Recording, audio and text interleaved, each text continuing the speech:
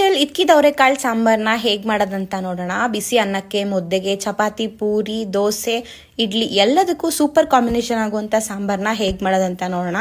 ಮೊದಲಿಗೆ ಎಣ್ಣೆ ಹಾಕೊಂಡು ಬೆಳ್ಳುಳ್ಳಿ, ಶುಂಠಿ, ಈರುಳ್ಳಿ, ಚಕ್ಕೆ ಹಾಗೆ ಒಂದು 3 ಲವಂಗನ ಹಾಕೊಂಡು ಹಸಿಮೆಣಸಿನ್ಕಾಯಿ, ಕೆಂಪು ಮೆಣಸಿನ್ಕಾಯಿನ ಹಾಕಿ ಫ್ರೈ ಮಾಡ್ಕೋಬೇಕು. ನಂತರ ಒಂದು ಟೊಮೆಟೊನ ಹಾಕಿ ಟೊಮೆಟೊ ಸಾಫ್ಟ್ ಆದಮೇಲೆ ಕೊಬ್ಬರಿ ಒಂದು ಸ್ವಲ್ಪ, ಕೊತ್ತಂಬರಿ ಸೊಪ್ಪನ್ನ ಹಾಕಿ ಫ್ರೈ ಮಾಡ್ಕೋಬೇಕು. ಗ್ಯಾಸ್ ಆಫ್ ಮಾಡಿಕೊಂಡು 2 ಸ್ಪೂನ್ ಅಷ್ಟು ಧನಿಯಾ ಪುಡಿನ ಹಾಕಿ ಮಿಕ್ಸ್ ಮಾಡಿಬಿಟ್ಟು ತಣ್ಣಗಾದ್ಮೇಲೆ ಜಾರಿಗೆ ಹಾಕೊಂಡು ಸ್ವಲ್ಪ ನೀರು ಹಾಕಿ ರುಬ್ಕೋಬೇಕು.